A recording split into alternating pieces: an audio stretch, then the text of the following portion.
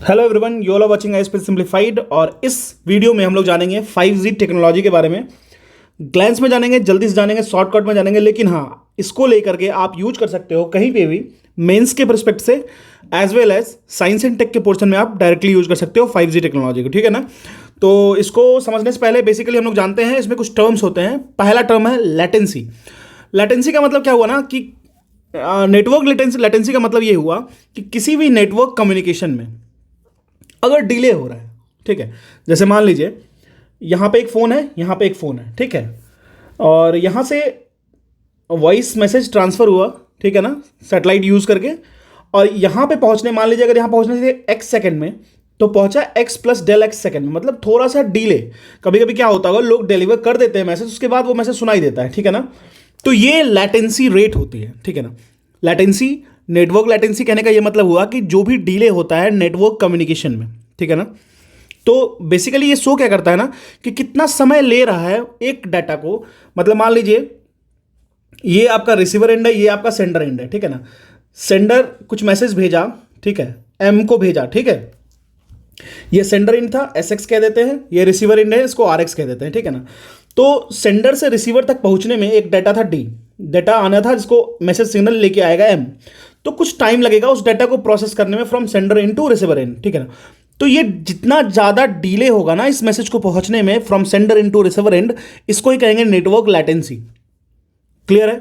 अगर जितना ज़्यादा टाइम होगा, जितना ज़्यादा टाइम लगेगा, उतना ज़्यादा लैटेंसी होगा। इसका मतलब ये क्या हुआ, अगर लॉन्गर डिले हो रहा है, ठीक है ना, अगर वर्ड्स लैग कर रहे हैं ज़्यादा, इंफॉर्मेशन लैग कर रही है, तो उसकी लैटेंसी हाई है।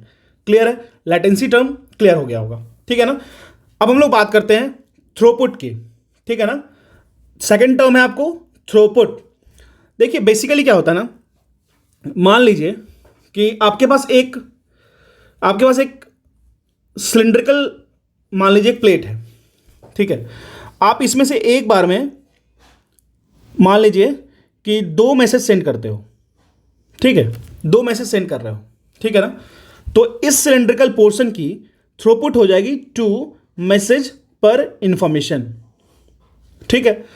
अब मान लीजिए मैं आता हूं, मैं बोलूँगा नहीं मुझे 2 नहीं, मुझे 4 मैसेज चाहिए, तो इसकी थ्रोपुट हो जाएगी 4 मैसेज पर इंफॉर्मेशन। तो थ्रोपुट का मतलब क्या होता है बेसिकली प्लेन लैंग्वेज में, अगर नॉर्मल लैंग्वेज में हम लोग समझे तो ये एक तरीके का कोई भी मटेरियल और आइटम होगा जो पास करेगा एक सिस्टम से किसी या फिर किसी एक प्रोसेस से। क्लियर है। इतना ही समझना है, इससे ज़्यादा नहीं समझना है हमको, ठीक है। चलिए आगे बढ़ते हैं। अब एक आ जाएगा, अब चलिए अब हम लोग 5G को एनालाइज करेंगे, समझेंगे। तो पहला कह रहा है 5G is design to address 5G is designed to address speed, latency and utility issue of earlier current generation of mobile network। जो हमारी मोबाइल नेटवर्क ऑलरेडी एग्जिस्ट कर रही है हमारे सिस्टम में। आप देखते होगे ना, कभी कभी छत पे देखते घूमते रहते हैं लोग, पूछते रहते हैं हाँ हाँ आवाज़ नहीं आ रही, आवाज़ नहीं आ रही, क्यों नहीं हो रही है ऐसी, क्यों हो रही है ऐसी। आपको पता है उसका रीज़न सिर्फ और सिर्फ यही है, उसकी स्पीड, उसमें लेटेंसी और यूटिलिटी इशूज़ हैं। उसको ही कर्व करने के लिए, उसको ही हटाने के लिए 5G को इंट्रोड्यूस किया जा रहा है, ठीक है ना। चलिए इससे क्या होगा, इंट्रोडक्शन हम लोग जैसे करेंगे, हमारे पास थ्रोपुट का मतलब आउटपुट का हमारे पास ज़्यादा रहेगा, जिससे क्या होगा कि एक साथ बहुत सारे कनेक्शंस को एक बार में हम लोग उसको डील कर सकते हैं, ठीक है ना, उस इंफॉर्मेशन को, उस प्रोसेस को। क्लियर है। जैसे मान लीजिए कभी कभी क्या होता है, बहुत सारे रात में, या फिर मान लीजिए जब एक समय, जैसे न्यू ईयर का दिन याद कीजिए, बहुत दिन पहले, 2-4 साल पहले, 5 साल पहले, न्यू ईयर के टाइम में क्या होता है, कॉल्स बहुत ड्रॉप होते थे। क्यों ऐसा क्यों होता था, लोग कहते थे सारे लोग फोन पे लगे ना इसलिए कॉल्स ड्रॉप हो रहे हैं। क्यों हो रहा है, क्योंकि वहाँ पे थ्रोपुट कम था, ठीक है ना। अब हम लोग थ्रोपुट बढ़ा रहे हैं, अब एन नंबर ऑफ आइटम्स को हम लोग लेके जा सकते हैं, तो कोई दिक्कत नहीं है। आप एक बार में 1 करोड़ 1 अरब लोग भी कॉल करो, कोई प्रॉब्लम नहीं होगा, ठीक है ना। तो ये एक इशू सॉल्व होगा, लैटेंसी की इशू सॉल्व हो गई, थ्रोपुट की इशू सॉल्व हो गई, ठीक है ना।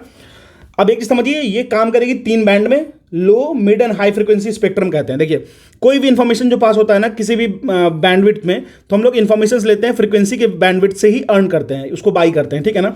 तो यहाँ पे जो 5G स्पेक्ट्रम होगा वो तीनों में, लो में भी काम करेगा, मिड में भी काम करेगा, और हाई फ्रीक्वेंसी जोन में भी काम करेगा, हाई फ्रीक्वेंसी स्पेक्ट्रम में भी काम करेगा। ये हो गया basic information about 5G technology, ठीक है ना। अब हम लोग समझेंगे, अच्छा ठीक है भाई इतना तो आ जाएगा, आखिर हमें इससे फायदा क्या क्या होगा, सिग्निफिकेंस क्या क्या होगा, ठीक है ना, समझते हैं। देखिए सबसे पहला फायदा होने वाला है आपको इकोनॉमिक ग्रोथ। तो देखिए जैसे मान लीजिए एक समय क्या हुआ ना कि या फिर किसी भी प्रोमिनेंट हॉस्पिटल्स में समझ लीजिए, मान लीजिए इंटरनेट कनेक्शन लॉस्ट हो जाता है, ठीक है, उससे क्या होगा भाई, उससे ये होगा जितने भी datas that are stored of patients, जो भी पेशेंट्स या डॉक्टर्स के डेटाज स्टोर्ड हैं, मान लीजिए किसको एक शर्मा जी हैं, उनकी लेफ्ट किडनी खराब है, उनकी किडनी खराब है मान लीजिए, ठीक है। अब शर्मा जी को इन्फॉर्मेशन चाहिए, शर्मा जी का सारा इन्फॉर्मेशन एम्स के किसी एक आईपैड में रखा है। एकाएक क्या हो गया, जब उस आईपैड को लॉगिन कर रहे हैं तो लॉगिन हो ही नहीं रहा है, वो रोल आउट हो रहा है। इससे क्या होगा, शर्मा जी को 2 से 4 मिनट के अंदर उनको मेडिसिन चाहिए थी, उनको मान लीजिए डायलिसिस की जरूरत थी, लेकिन वो तो समय पे पहुंच ही नहीं पाया। ये इन्फॉर्मेशन फीड था हमारा ऑलरेडी सिस्टम में, हम लोगों ने उसको एक्सट्रैक्ट नहीं कर पाया। क्यों नहीं कर पाया? क्योंकि हमारा नेटवर्क स्लो था, ठीक है ना। तो एक तरीके से ये यहाँ पे ये हेल्थ में अच्छे से काम करेगा। इकोनॉमिक में क्या होगा, कोई भी काम करना होगा, कोई इन्फॉर्मेशन डाटा शेयर करना होगा, वो फास्टर होगा, ठीक है ना। तो आप समझिए जितने इन्फॉर्मेशन, वैसे भी आपको पता होगा कि जैसे IT, information and tech, science, medicine, medical, emergency, defence, DRDO, ISRO, सारे का सारा बेस्ड है आपको अब इंफॉर्मेशन एंड टेक से, इंटरनेट ऑफ थिंग्स से।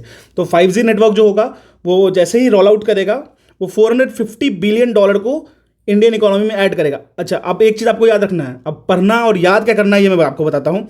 मेंस प्रिस्पेक्ट से कर रहे हो तो आपको ये इन्फॉर्मेशन होनी चाहिए कितनी बिलियन डॉलर, एक रफली आपको आइडिया होना चाहिए कि हाँ $450 बिलियन की बात हो रही है यहाँ पे, ठीक है ना। तो आप अगर मेंस में इसको लिखोगे ना तो जो कॉपी चेक कर रहे होंगे उनको ये पता चलेगा, अरे वाह इसको तो इन्फॉर्मेशन तो है ही, अलॉन्ग विथ इन्फॉर्मेशन ही हैज़ ऑल्सो सम डेटाज, ठीक है ना। फिर सेकंड इसकी सिग्निफिकेंस क्या होगी, हाई स्पीड होगा, बिल्कुल लगभग 10 Gbps, समझ रहे हो आप। अभी हमारे पास मुश्किल से 10 Mbps चलता है, ठीक है, दैट इज 1024 Mbps इंटू 10, इतना Gbps आपको मिलेगा, बहुत ही चीप, बहुत ही सस्ता, और साथ साथ इन्फॉर्मेशन बहुत आराम से, मतलब आप एक क्लिक करोगे, एक क्लिक किए तो 10 Gbps, मतलब क्या 1/4 ऑफ ए सेकेंड में, या फिर मान लीजिए 1/4 ऑफ ए मिनट में आप आराम से किसी एक मूवीज़ को डाउनलोड कर सकते हो अल्ट्रा HD में, ठीक है। तो ये सब बेनिफिट होगा। अब चलिए इसके साथ साथ क्या करेगा, जॉब का क्रिएशन होगा। कैसे? तो एग्रीकल्चर फील्ड में, हेल्थ में, एजुकेशन में, इंफ्रास्ट्रक्चर में एंड लॉजिस्टिक्स में, ठीक है ना। आपको पता ही है इंडिया जो डेवलपिंग कंट्री है, बहुत हाईली डेवलप कर रहा है। इसकी जो भी अगर आप देख सकते हो स्टार्टअप्स आइडियाज़ हैं, बहुत सारे इकोनॉमिकल जो वाइल हैं, उसमें आप देख रहे होगे किस तरीके से इंटरनेट का यूज होता है, कैसे ऐप चलती है, उबर, ओला, बहुत सारी ऐसी चीज़ें हैं, ग्रोफर्स हो गई, फिर 10 मिनट डिलीवरी, 10 सेकंड ब्लिंकिट हो गया। तो ये सब चीज़ कैसे चल रहा है? तो बिल्कुल चल रहा है इंटरनेट से भाई, सब कुछ इंटरनेट से चल रहा है। पहले आप देखते हो कि लोग जॉब खोजने के लिए बिहार, यूपी से या फिर कहीं से भी निकल करके जाते थे दूर दूर पूरे इंडिया के कॉर्नर में। अब देखो आप बिहार के किसी छोटे से गाँव में चले जाओ ना, वहाँ पर आप देखोगे फ्लिपकार्ट के डिलीवरी बॉय मिल जाएंगे आपको। तो कैसे हुआ ये? उनके पास एक फ़ोन होता है और एक गाड़ी होती है बस। तो आप समझ लो ये जॉब तो क्रिएट करेगा ही करेगा, बिल्कुल। देखिए जोमेटो, फ्लिपकार्ट, पेटीएम, ये सब जो होने के बाद ना एक चीज़ तो श्योर हो गया ना, लोग भूखे नहीं मरेंगे अगर उनको फ़ोन चलाने आता है और अगर उनको ड्राइविंग आती है तो। समझ सकते हो, इवन साइकिल भी है तो भी वो काम कर रहे हैं, तो अब लोग भूखे नहीं मरेंगे। और इसी को तो कहते हैं इकोनॉमी सस्टेनेबिलिटी, ठीक है ना। जब आपके देश में कोई भी बंदा, कोई भी इंसान अगर भूखे नहीं सो रहा है ना, तो हमारा देश वाकई डेवलप कर रहा है, ठीक है ना। और I don't care about the food index and all, ठीक है ना। कुछ प्रोपेगेंडा भी होते हैं, इस पर का भी ख्याल रखना है। थर्ड हो गया ease of doing by bringing positive change in the governance in the country. बिल्कुल, आप मान लीजिए कोई पहले क्या होता था, बैंक आप याद कर लो, बैंक जाते थे, लाइन लगती थी, 500 लोग खड़े हैं, उसके पीछे खड़े हो बस निकाल के 10,000 रुपये निकालने के लिए। अब आप खड़े खड़े 5 रुपये भी पेमेंट करना होता है तो फ़ोन से पे कर देते हो, बिल्कुल सब कुछ आसान हो जाएगा। फिर एक तो और सेल्फ रिलायंस हो जाएगा, सेल्फ रिलायंस जिसको हम लोग आत्मनिर्भरता भी कहते हैं, ठीक है। अब जैसे मैं आपको बैठ के यहाँ पे पढ़ा रहा हूँ ना, तो अगर मान लीजिए मेरे पास एक अच्छी इंटरनेट नहीं हो तो मैं कैसे आपको बता सकता हूँ, कैसे इन्फॉर्मेशन डिलीवर कर सकता हूँ? इसी तरीके से करूँगा ना, ठीक है। अब देखिए, ठीक है, अब सब कुछ के साथ मिलने के साथ कुछ चैलेंजेस भी मिलेंगे हमें, बिल्कुल चैलेंजेस तो आएगा ही आएगा। कुछ अच्छा करने जाओगे तो चैलेंजेस मिलेगा ही मिलेगा, इस बात का आपको ख्याल रखना है, ठीक है ना। आप यूपीएससी की तैयारी कर रहे हो, यूपीपीसीएस की तैयारी कर रहे हो, आपको चैलेंजेस मिलेंगे ही मिलेंगे हाथ में, ठीक है ना। इरिस्पेक्टिव आपका ड्रीम बना है तो आपको ये चीज़ तो फेस करना ही पड़ेगा, ठीक है ना। चैलेंज क्या होगा? पहला चैलेंज है आपको फर्स्ट चैलेंज आपको लो फाइबराइजेशन ऑफ फुटप्रिंट्स, ठीक है ना। देखिए इंडिया क्या है, इंडिया बहुत ज़्यादा एक्सटेंडेड, विविडली बहुत ज़्यादा वैरायटी में अभी नहीं एक्सपेल कर पाया है, बहुत ज़्यादा एक्सेलेंस बहुत अच्छा नहीं है in compare to fibre connection. Optical fibre का क्या मतलब होता है? ऑप्टिकल फाइबर एक तरीके की फाइबर है जिसमें इंफॉर्मेशन ना बिना किसी डैमेज के मल्टीपल रिफ्लेक्शन, जिसमें हम लोग यूज करते हैं टोटल इंटरनल रिफ्लेक्शन। मतलब क्या होता है, एक पे से मान लीजिए वायर है जिसमें कोर क्लैडिंग से सब होते हैं, बट मैं ज़्यादा टेक्निकलिटी में नहीं जाऊँगा। तो यहाँ से आप किसी कुछ इन्फॉर्मेशन भेजे, मान लीजिए 20 kg आटा आप यहाँ से भेज रहे हो, मैं आपको एकदम देसी लैंग्वेज समझाता हूँ। तो आपको यहाँ पे ना लगभग 19.5 kg मिल जाएगा। पहले क्या होता था, जब हमारे पास ऑप्टिकल फाइबर है तब की बात मैं बता रहा हूँ, या फिर आपको हो सके तो 20 kg टोटल का टोटल यहाँ से यहाँ पास मिल जाए, कुछ भी डाटा यहाँ पे चिपका नहीं रह जाएगा। ठीक है, मैं आपको लोकल लैंग्वेज समझा रहा हूँ। पहले क्या होता था, आप यहाँ से 20 kg आटा भेजे तो यहाँ पे आपको 7.5 किलो मिला। तो आप समझ रहे हो डिफरेंस? तो इसी चीज़ के लिए हम लोग यूज़ कर रहे हैं फाइबराइजेशन, ऑप्टिकल फाइबर कंसेप्ट। तो अभी इंडिया में 30% टेलीकॉम में यूज़ हो रहा है, तो आप समझ लो अभी भी 70% हमें अचीव करना है। तो हमारे पास ये एक चैलेंजेस तो है ही, ऑब्वियस है, you should not deny this fact. फिर हार्डवेयर चैलेंजेस। अब एक बात बताइए मेरे को, एकाएक आपके पास सब कुछ आ जाएगा क्या? एक टर्म होता है original equipment manufacturer. India make in India पे बहुत प्रोग्रेस कर रहा है, नो डाउट इन दैट, ठीक है। लेकिन एक टर्म होता है ओईएम। ओईएम का मतलब है ओरिजिनल इक्विपमेंट मैन्युफैक्चरर। बट फिर भी इंडिया को भी बहुत टाइम लगेगा ना। जैसे अभी देख लीजिए, कोई भी फाइटर जेट अगर खरीदना होता है इंडिया को, तो जैसे मान लीजिए डसॉल्ट खरीदना हो गया, ठीक है, राफेल खरीदना हो गया, तो कैसे इंडिया बाहर से खरीद रहा है? ऐसा क्यों हो रहा है? आप सोचोगे अरे इतनी बड़ी इकोनॉमी हो रही है, 5th लार्जेस्ट इकोनॉमी है, फिर बहुत सारी चीज़ें हैं, हम क्यों नहीं खुद से बना लेते हैं? हमारे पास डीआरडीओ है, इसरो है, आईएससी बैंगलोर है, हमारे पास आईआईटी मद्रास है, बहुत सारा चीज़ है, लेकिन हम लोग ऐसा क्यों नहीं कर पा रहे? क्यों नहीं कर पा रहे? इसका रीज़न है कि देखिए, मैन्युफैक्चरिंग ना, किसी भी ओरिजिनल इक्विपमेंट को मैन्युफैक्चर करने में समय लगता है। आपके पास उसको R&D क्लियर होना चाहिए, आपके पास बहुत सारी चीज़ें ऐसी होनी चाहिए जो तुरंत नहीं होगा, टाइम लगेगा, ठीक है ना। तो हमारे पास अभी इन चीज़ों में हार्डवेयर के कुछ चैलेंजेस हैं, इस बात का ख्याल रखना है। तो देखिए, आपको अगर इसको फिर से रिकॉल करना हो तो आप सिर्फ ये जो मैं कलर कर रहा हूँ उसको देखिएगा, आपको आराम से याद हो जाएगा, ठीक है ना।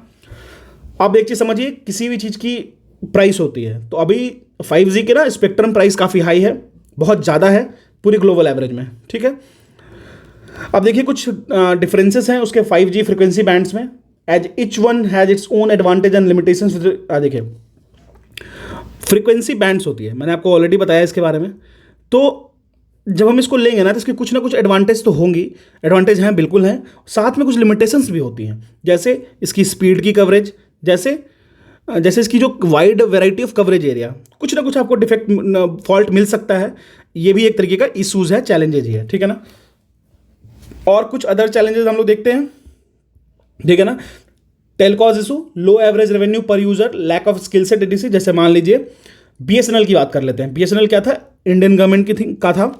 उसकी हालत देखोगे ना आप, तो वो अभी अपने एम्प्लॉयज़ को पेमेंट नहीं कर पा रहा था कुछ दिन पहले तक, ठीक है। तो क्या होता है ना, गवर्नमेंट एंटिटी में इस तरीके का एक डिमेरिट्स है कि वो बहुत ज़्यादा इंटरडिपेंडेंसी बढ़ जाती है, लॉसेस बहुत ज़्यादा हो जाता है, करप्शंस बहुत ज़्यादा होते हैं, ठीक है ना। तो इससे क्या हो रहा है, तो अब देखिए जियो आया। जियो कैसे? जियो की ग्रोथ ऐसे है, हालांकि इसमें गवर्नमेंट का पूरा हाथ है, लेकिन फिर भी ऐसे है। और वहीं बीएसएनएल का ये हाल है, आप समझ सकते हो। तो इसकी वजह क्या है? इसकी वजह है कि कुछ ना कुछ चैलेंजेस फेस कर रहा है वो, ठीक है ना। स्किल सेट कम है, करप्शंस है, गवर्नमेंट का ध्यान नहीं है उन पर, ठीक है। चलिए, तो हम लोग इसकी सिग्निफिकेंस समझ गए, 5G की चैलेंजेस समझ गए, और 5G क्या होता है ये समझ गए। अब हम लोग समझेंगे गवर्नमेंट ने इसके लिए क्या क्या स्टेप लिया है, ठीक है ना। Steps taken by the government. देखिए, एक 5G हाई लेवल फोरम बनाया गया है गवर्नमेंट के द्वारा 2017 में, ठीक है। Cellular operators association of India, COAI, cellular operators association of India form किया गया 5G इंडिया फोरम के द्वारा, और इसमें हम लोग 5G एनालिसिस पे काम करेंगे। तो आपको वे फॉरवर्ड में स्टेप्स क्या क्या लिया गया गवर्नमेंट के द्वारा, तो ये आपको मेंशन करना पड़ेगा कहीं पे भी रिटर्न स्किल्स में, ठीक है ना। उसके बाद नेशनल डिजिटल कम्युनिकेशन पॉलिसी 2018 में लाया गया। कब लाया गया? नेशनल डिजिटल कम्युनिकेशन पॉलिसी 2018 में लाया गया, इसको हम लोग NDCP 2018 कहते हैं। ये इसकी ऑब्जेक्टिव क्या है कि 5G सर्विसेज को इंडिया में रोल आउट करने का, ठीक है ना। चलिए, अब हम लोग वे अहेड देखेंगे, आखिर फाइनल कंक्लूजन तो देना होगा ना।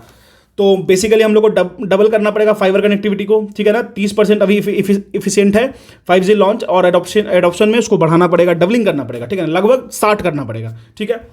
और 5G हार्डवेयर मैन्युफैक्चरिंग को बूस्ट करना पड़ेगा। मतलब आप समझ लीजिए कि जो भी आपके पास चैलेंजेस थी ना, उसको आप मिटिगेट कर दो, वही आपका वे अहेड हो जाएगा। क्लियर है।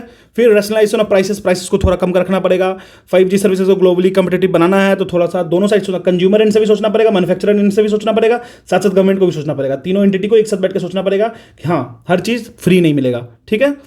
अब देखिए बैलेंस्ड एलोकेशन ऑफ बैंड्स, अब बैंड्स जो एलोकेट करेंगे वो बैलेंस होना चाहिए, ऐसा नहीं होना चाहिए किसी एक कंपनी को बहुत ज़्यादा प्रॉफिट दे दी, किसी एक कंपनी को एकदम बिल्कुल, जैसे मान लीजिए जियो जब आया था ना अपने रोल आउट में, तो टाटा हो गया या फिर भारती एयरटेल हो गया, आइडिया हो गया, वोडा हो गया, कितनों की तो लुटिया डूब गई थी। ऐसा क्यों हुआ भाई? क्योंकि यहाँ पे अनइवन डिस्ट्रीब्यूशन ऑफ फैक्ट्स था, uneven distribution of unbalance allocation of bands था, ठीक है ना।